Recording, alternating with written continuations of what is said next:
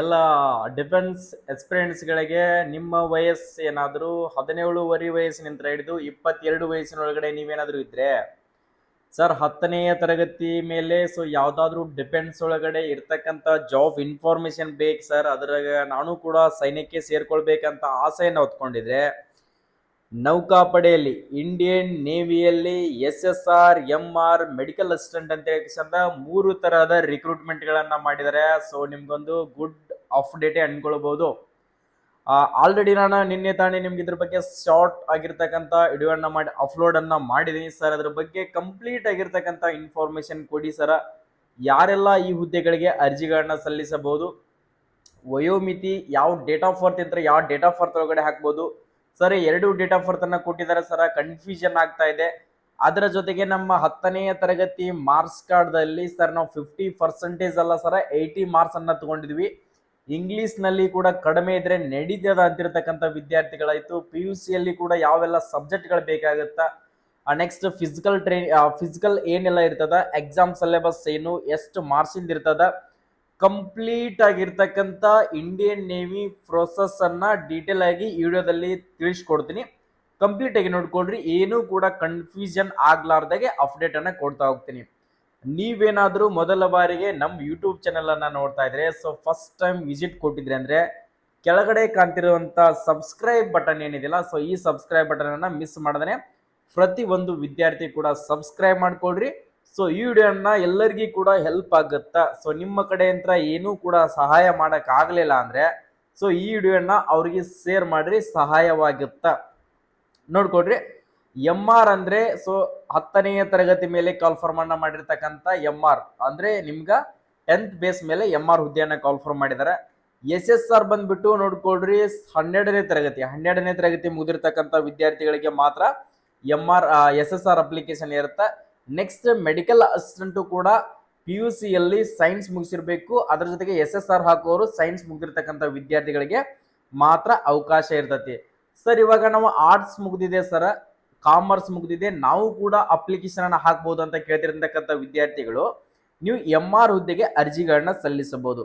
So date of birth ನೋಡ್ಕೊಡ್ರಿ, ಎಷ್ಟು ಇರ್ಬೇಕಂದ್ರೆ Agniveer intake 01-2027 ಅಂದ್ರೆ 1 ವರ್ಷದಲ್ಲಿ 2 ರಿಕ್ರೂಟ್ಮೆಂಟ್ ಗಳನ್ನ ಮಾಡ್ಬೇಕಾಗತ್ತ. ಸೊ ಇಲ್ಲಿ 2 ರಿಕ್ರೂಟ್ಮೆಂಟ್ ಗಳನ್ನ ಮಾಡಿದಾರೆ. ಒಂದು 2027 ರಿಕ್ರೂಟ್ಮೆಂಟ್ ಅನ್ನ 1 ಡಿಸೆಂಬರ್ 2004 ಹಿಡಿದು 31 ಮೇ 2009 ಒಳಗಡೆ ನೀವೇನಾದ್ರೂ ಜನಿಸಿದ್ರಪ್ಪ ಅಂದ್ರೆ ಅಂತ ವಿದ್ಯಾರ್ಥಿಗಳು ಕೂಡ ಅರ್ಜಿಗಳನ್ನ ಸಲ್ಲಿಸಬಹುದು. ಅಗ್ನಿವೀರ್ 02-2027 ಅಂದ್ರೆ ವರ್ಷ 2027 ರಿಕ್ರೂಟ್ಮೆಂಟ್ ಎರಡು ಒಮ್ಮೆಗೆ ಕಾಲ್ಫಾರ್ಮ್ ಅನ್ನ ಮಾಡಿದ್ದಾರೆ. ಇದಕ್ಕೆ ನೋಡ್ಕೊಡ್ರಿ 1 ಮೇ 2005 ಹಿಡಿದು 31 ಅಕ್ಟೋಬರ್ 2009 ಒಳಗಡೆ ಇರ್ತಕ್ಕಂಥ ವಿದ್ಯಾರ್ಥಿಗಳು MR ಮತ್ತು SSR ಹುದ್ದೆಗಳಿಗೆ ಅರ್ಜಿಗಳನ್ನ ಸಲ್ಲಿಸೋಕೆ ಅವಕಾಶ ಇರ್ತೈತಿ ಸರ್. ನಾನು ಸೈನ್ಸ್ ಕಂಪ್ಲೀಟ್ ಆಗಿದೆ ಸರ್, ನಾನು ಮೆಡಿಕಲ್ ಅಸಿಸ್ಟೆಂಟ್ಗೆ ಅಪ್ಲಿಕೇಶನ್ ಹಾಕ್ಬೇಕು ಅನ್ಕೊಂಡಿರ್ತಕ್ಕಂಥ ವಿದ್ಯಾರ್ಥಿಗಳು 1 ಮೇ 2005 ಹಿಡಿದು 31 ಅಕ್ಟೋಬರ್ 2009 ಒಳಗಡೆ ಇರ್ತಕ್ಕಂಥ ವಿದ್ಯಾರ್ಥಿಗಳು ಅಪ್ಲಿಕೇಶನ್ ಗಳನ್ನ ಸಲ್ಲಿಸಬಹುದು. ನೆಕ್ಸ್ಟ್ ಸರ್ 10ನೇ ತರಗತಿ ಪಾಸ್ ಆಗಿರ್ತಕ್ಕಂಥ ವಿದ್ಯಾರ್ಥಿಗಳು 50% ಅಗ್ರಿಗೇಟ್ ಆಗಿರ್ಬೇಕು. ಎಷ್ಟು 50 ಮಾರ್ಕ್ಸ್ ಅನ್ನ ಅಗ್ರಿಗೇಟ್ ಆಗಿತ್ತಪ್ಪ ಅಂದ್ರೆ 10th ಮೇಲೆ ನೀವು ಅಪ್ಲಿಕೇಶನ್ ಗಳನ್ನ ಹಾಕ್ಬೋದು ಸರ್. ಹೈಟ್ ಕಡಿಮೆ ಇರ್ತದ, ಹೈಟ್ ಕಡಿಮೆ ಇರ್ತದ. ಮುಂದೆ ನಿಮಗೆ ಫಿಸಿಕಲ್ ಪ್ರೊಸೆಸ್ ಅನ್ನ ಹೇಳ್ಕೊಡ್ತೀನಿ. ಪುರುಷ ಮತ್ತು ಮಹಿಳಾ ಅಭ್ಯರ್ಥಿಗಳು ಇಬ್ರು ಕೂಡ ಅಪ್ಲಿಕೇಶನ್ ಹಾಕ್ಬೋದು ಸರ್. ಗರ್ಲ್ಸ್ ಇಲ್ಲ ಅಂತ ಕೇಳ್ತಿರ್ತಕ್ಕಂಥವ್ರಿಗೆ ಸೊ ಬೆಸ್ಟ್ ಡಿಫೆನ್ಸ್ ಅಲ್ಲಿ ಜಾಬ್ ಅನ್ಕೊಂಡಿರ್ತಕ್ಕಂಥದ್ದು. ಸೊ ನೀವು ನೇವಿಯಲ್ಲಿ ನೀವು ಕೂಡ ಸೆಲೆಕ್ಷನ್ ಆಗಿ ಡ್ಯೂಟಿಯನ್ನ ಮಾಡಬಹುದು. Okay, next sir PUC SSR ಹಾಕ್ಬೇಕಂದ್ರೆ 12ನೇ ತರಗತಿ ಮ್ಯಾಥ್ಸ್ ಫಿಸಿಕ್ಸ್ ಅನ್ನ ಸೊ ಅದರ ಜೊತೆಗೆ ಡಿಪ್ಲೊಮಾ ವಿದ್ಯಾರ್ಥಿಗಳು ಕೂಡ SSR ಗೆ ಅಪ್ಲಿಕೇಶನ್ ಹಾಕ್ಬೋದು. ನಿಮ್ದು ಕೂಡ 50% ಅಗ್ರಿಗೇಟ್ ಆಗಿರಬೇಕು. ಅಕಸ್ಮಾತ್ ಸರ್ ನಾನು ಅಗ್ನಿವೀರ್ SSR ಮೆಡಿಕಲ್ ಅಸಿಸ್ಟೆಂಟ್ ಗೆ ಅಪ್ಲಿಕೇಶನ್ ಅನ್ನ ಸಲ್ಲಿಸ್ತೀನಿ ಅನ್ನೋರು ನೋಡ್ಕೊಡ್ರಿ, 12ನೇ ತರಗತಿ ಸೈನ್ಸ್ ಅಲ್ಲಿ ಫಿಸಿಕ್ಸ್, ಕೆಮಿಸ್ಟ್ರಿ, ಬಯೋ 50% ಅಗ್ರಿಗೇಟ್ ಆಗಿರಬೇಕು. ಟೋಟಲ್ ಎಲ್ಲ ಸೇರಿಸಿ 50% ಅಗ್ರಿಗೇಟ್ ಆಗಿರ್ತಕ್ಕಂಥ ವಿದ್ಯಾರ್ಥಿಗಳು ಅಪ್ಲಿಕೇಶನ್ ಗಳನ್ನ ಹಾಕೊಳ್ಳಬಹುದು. ನೆಕ್ಸ್ಟ್ ಅದೇ ತರನಾಗಿ ನೆಕ್ಸ್ಟ್ ಇಲ್ಲಿ ಏನ್ ಕೊಟ್ಟಿದಾರ, IN ಅಂದ್ರೆ IN ಇಂಟೇಕ್ ಅಂತ ಹೇಳಿ ಇಂಡಿಯನ್ ನೇವಿ ಎಂಟ್ರೆನ್ಸ್ ಟೆಸ್ಟ್ ಅಂತ ಹೇಳಿ ಕಂಪ್ಯೂಟರ್ ಬೇಸ್ಡ್ ಎಕ್ಸಾಮ್ ಇರ್ತದ. CBT ಮುಖಾಂತರ ಎಕ್ಸಾಮ್ ಅನ್ನ ಕಂಡಕ್ಟ್ ಮಾಡ್ತಾರ. ಸೆಲೆಕ್ಷನ್ ಪ್ರೋಸೆಸ್ ಅಪ್ಲಿಕೇಶನ್ ಅನ್ನ ಹಾಕ್ತಾರೆ. ಅಪ್ಲಿಕೇಶನ್ ಅನ್ನ ಹಾಕಿದಾದ್ಮೇಲೆ ಫಸ್ಟ್ ಗೆ ಅಡ್ಮಿಟ್ ಕಾರ್ಡ್ ಅನ್ನ ರಿಲೀಸ್ ಮಾಡ್ತಾರ. ಸೊ ಅಡ್ಮಿಟ್ ಕಾರ್ಡ್ ನ ರಿಲೀಸ್ ಆದ್ಮೇಲೆ ನಿಮ್ದು ಎಂಟ್ರೆನ್ಸ್ ಎಕ್ಸಾಮ್ ಅಂದ್ರೆ common entrance exam, CVT computer based exam ಇರ್ತದ. ನೆಕ್ಸ್ಟ್ ಅದಾದ್ಮೇಲೆ ಎಕ್ಸಾಮ್ ನಲ್ಲಿ ಕ್ವಾಲಿಫೈ ಆದ್ರೆ ಅಂದ್ರೆ ಫಿಸಿಕಲ್ ಫಿಟ್ನೆಸ್ ಟೆಸ್ಟ್ ಇರ್ತದೆ, PFT ಅಂತ ಹೇಳಿ. ಫಿಸಿಕಲ್ ಫಿಟ್ನೆಸ್ ಟೆಸ್ಟ್ ಆದ ತಕ್ಷಣನೇ ಅಲ್ಲೇ ಎಕ್ಸಾಮ್ ಅನ್ನ ಕಂಡಕ್ಟ್ ಮಾಡ್ತಾರೆ. ಸ್ಟೇಜ್ 2 ದಲ್ಲೇನೆ ರಿಟರ್ನ್ ಎಕ್ಸಾಮ್ ಇರ್ತದೆ. ರಿಟರ್ನ್ ಎಕ್ಸಾಮ್ ನಲ್ಲಿ ಕೂಡ ಕ್ವಾಲಿಫೈ ಆದ್ರೆ ಡಾಕ್ಯುಮೆಂಟ್ ವೆರಿಫಿಕೇಶನ್ ಇರ್ತದೆ. ಡಾಕ್ಯುಮೆಂಟ್ ವೆರಿಫಿಕೇಶನ್, ನೀವು ಒರಿಜಿನಲ್ ಡಾಕ್ಯುಮೆಂಟ್ ಗಳನ್ನ ಚೆಕಿಂಗ್ ಮಾಡ್ತಾರೆ. ಅದಾದ್ಮೇಲೆ ನಿಮ್ಮ ಮೆಡಿಕಲ್ ಎಕ್ಸಾಮಿನೇಷನ್ ಇರ್ತದೆ. ಇಂಡಿಯನ್ ಆರ್ಮಿದಲ್ಲಿ ಯಾವ ತರ ಮೆಡಿಕಲ್ ಇರುತ್ತಲ್ಲ ಅದೇ ತರನಾಗಿ ಮೆಡಿಕಲ್ ಇರ್ತದ. ಸರ್ ಎಕ್ಸಾಮಿಗೆ ಎಷ್ಟು ಕ್ವಶನ್ಸ್ ಗಳು ಇರ್ತಾವು ಇಲ್ಲಿ ನೋಡ್ಕೊಳ್ರಿ. ಅಗ್ನಿವೀರ್ MR, ಅಗ್ನಿವೀರ್ MR ಗೆ 10ನೇ ತರಗತಿ ಮೇಲೆ ಅಪ್ಲೈ ಮಾಡ್ತಿರ್ತಕ್ಕಂಥ ವಿದ್ಯಾರ್ಥಿಗಳಿಗೆ ಟೋಟಲ್ 50 ಕ್ವಶನ್ಸ್ ಗಳು ಇರ್ತಾವೆ. ಎಷ್ಟು? 50 ಕ್ವಶನ್ಸ್ ಗಳು ಇರ್ತಾವೆ. ಸಬ್ಜೆಕ್ಟ್ ಯಾವ್ದಾವ್ದು ಇರುತ್ತಂದ್ರೆ ಸೈನ್ಸು, ಮ್ಯಾಥಮೆಟಿಕ್ಸು, ಜನರಲ್ ಅವೇರ್ನೆಸ್. ಯಾವುದು? Science, mathematics, general awareness. Timing ಎಷ್ಟಪ್ಪ ಅಂದ್ರೆ 30 ನಿಮಿಷ ಮಾತ್ರ ಟೈಮಿಂಗ್ ಇರುತ್ತೆ. MR ಎಕ್ಸಾಮ್ ಅನ್ನ ಬರೀತೀನಿ ಅನ್ನೋರಿಗೆ ಕೇವಲ ಅರ್ಧ ಗಂಟೆ ಮಾತ್ರ ಟೈಮಿಂಗ್ ಇರುತ್ತೆ. 50 ಕ್ವಶನ್ಸ್ಗಳು 10th ಬೇಸ್ ಮೇಲೆನೆ ಕ್ವಶನ್ಸ್ ಅನ್ನ ಕೇಳ್ತಾರ. 10th ಹೈ ಲೆವೆಲ್ ಏನು ಕೊಡೋದಿಲ್ಲ, 10th ಬೇಸ್ ಮೇಲೆ ನಿಮ್ಗೆ ಕ್ವಶನ್ಸ್ ಅನ್ನ ಕೇಳ್ತಾರ. ಎಕ್ಸಾಮ್ ಲ್ಯಾಂಗ್ವೇಜ್ ಬಂದ್ಬಿಟ್ಟು ಇಂಗ್ಲಿಷ್ ಅಂಡ್ ಹಿಂದಿ ಎರಡೇ ಲ್ಯಾಂಗ್ವೇಜ್ ನಲ್ಲಿ ಎಕ್ಸಾಮ್ ಇರ್ತದ. Next negative marking 0.25 negative marking ಇರ್ತದ. ಸರ್ ನಾನು SSR ಹಾಕ್ಬೇಕಂತಿರ್ತಕ್ಕಂಥ ವಿದ್ಯಾರ್ಥಿಗಳಿಗೆ ನಿಮಗ್ ನೋಡ್ಕೊಳ್ರಿ 100 ಕ್ವಶನ್ಸ್ ಇರ್ತಾವೆ. ಎಷ್ಟು? 100 ಕ್ವಶನ್ಸ್ ಇರ್ತಾವೆ. English, science, mathematics, general awareness. ಯಾವುದು? English, science, mathematics, general awareness 4 ಸಬ್ಜೆಕ್ಟ್ಗಳಿರ್ತಾವೆ. 1 ತಾಸು ಟೈಮಿಂಗ್ ಇರ್ತದೆ. ಎಷ್ಟು? 1 ತಾಸು ಟೈಮಿಂಗ್ ಇರುತ್ತೆ. ಇದು 12th ಮೇಲೆ ಸೈನ್ಸ್ ಮುಗಿದಿರ್ತಕ್ಕಂಥ ವಿದ್ಯಾರ್ಥಿಗಳಿಗೆ ನೆಗೆಟಿವ್ ಮಾರ್ಕಿಂಗ್ ನಿಮಗೂ ಕೂಡ 0.25 ನೆಗೆಟಿವ್ ಮಾರ್ಕಿಂಗ್ ಕೂಡ ಇದರಲ್ಲಿ ಇರ್ತದೆ. ಸರ್ ನಾನು ಸೈನ್ಸ್ನು ಮುಗಿದಿದೆ ಸರ್, SSRಗೂ ಹಾಕ್ತೀನಿ ಸರ್, ಮೆಡಿಕಲ್ ಅಸಿಸ್ಟೆಂಟು ಹಾಕ್ತೀನಿ ಅಂತಿರ್ತಕ್ಕಂಥ ವಿದ್ಯಾರ್ಥಿಗಳಿಗೆ ಇವ್ರಿಗೆ ಮೆಡಿಕಲ್ ಅಸಿಸ್ಟೆಂಟ್ದವ್ರಿಗೆ ಕೂಡ 100 ಕ್ವಶನ್ಸ್ ಇರ್ತಾವೆ. English, science, biology, general awareness ಇದಕ್ಕೂ ಕೂಡ 4 ಸಬ್ಜೆಕ್ಟ್ಗಳು 1 ತಾಸು ಟೈಮಿಂಗ್ ಇರ್ತದೆ. ಇದಕ್ಕೂ ಕೂಡ 0.25 ನೆಗೆಟಿವ್ ಕೂಡ ಇರ್ತದೆ. ಸರ್ ಫಿಸಿಕಲ್ ಏನಿರ್ತದೆ ಸರ್, ಎಕ್ಸಾಮ್ ಏನೋ ಕ್ಲಿಯರ್ ಮಾಡ್ತೀವಿ ಸರ್, ಮತ್ತೆ ಹೈಟ್ನಲ್ಲಿ ಫೇಲ್ ಆದರೆ ಹೇಗೆ sir? Height ನೋಡ್ಕೊಳ್ರಿ.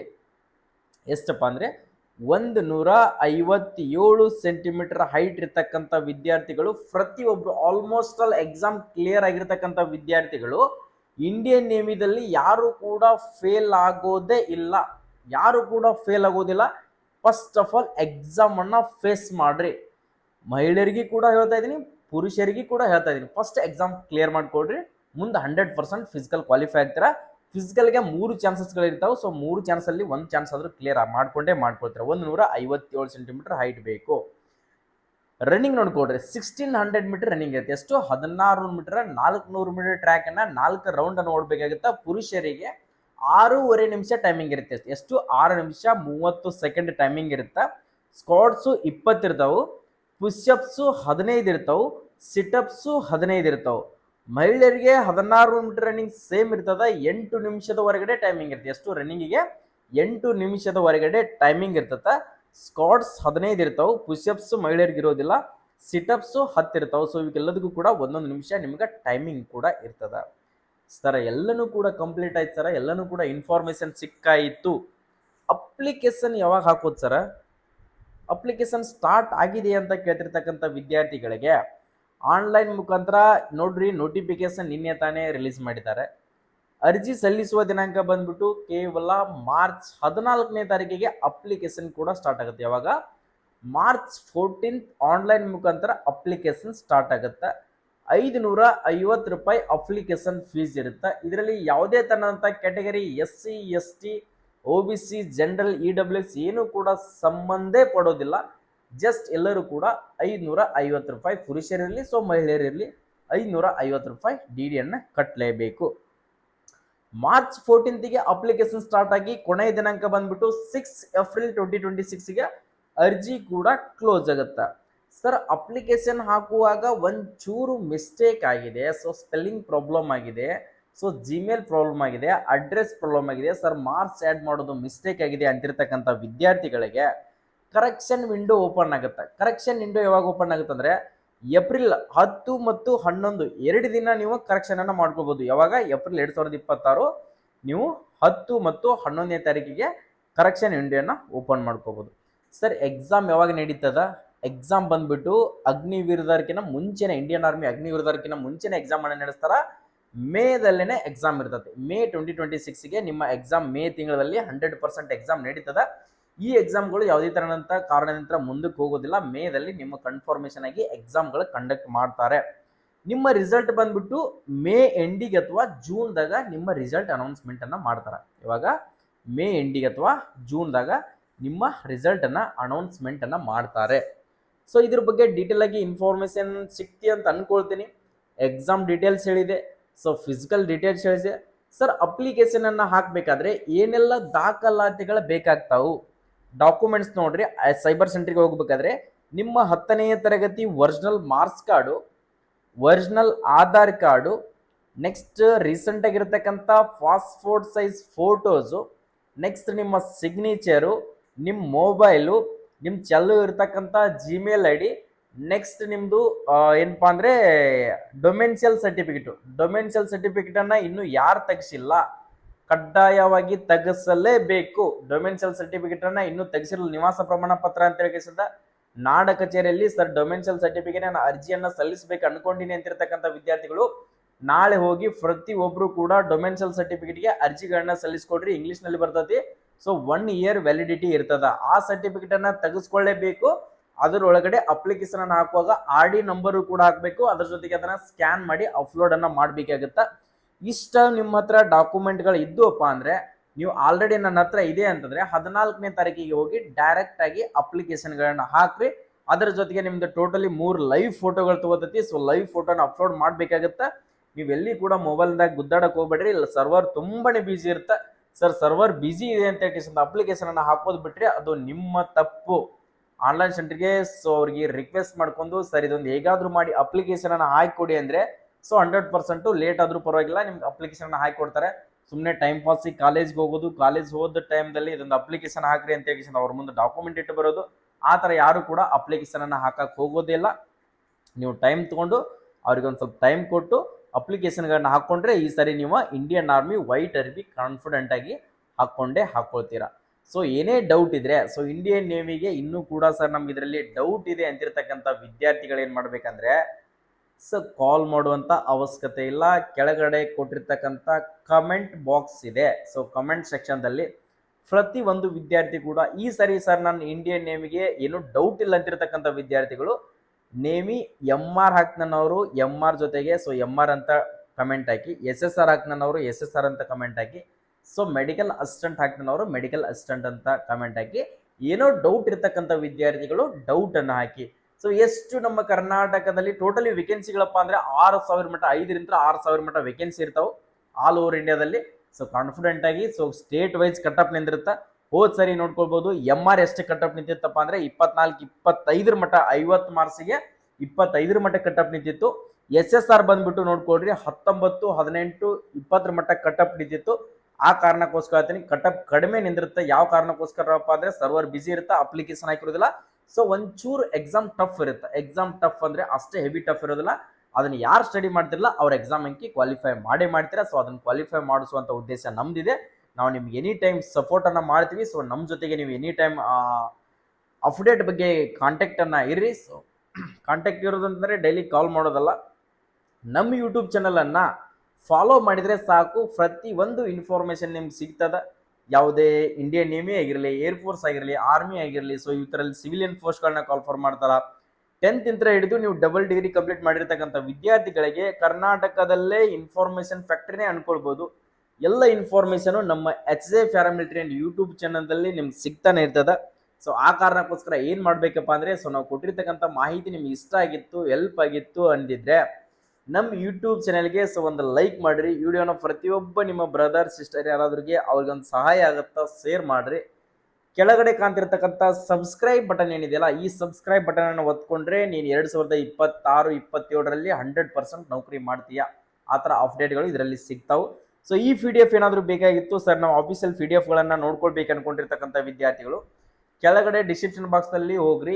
HJ paramilitary and Telegram link ಇದೆ. ಇಲ್ಲಾಂದ್ರೆ ಡೈರೆಕ್ಟ್ ಆಗಿ ಟೆಲಿಗ್ರಾಮ್ದಲ್ಲಿ ಕೂಡ ಸರ್ಚ್ ಮಾಡ್ಕೊಡ್ರಿ. HJ ಪ್ಯಾರಾಮಿಲಿಟರಿ ಅಂತ ತಕ್ಷಣ ಅಲ್ಲಿ ಕೂಡ ಸಿಗ್ತದೆ. ಅಲ್ಲಿ ನಾನು PDF ಅನ್ನ ಸೆಂಡ್ ಮಾಡಿರ್ತೀನಿ.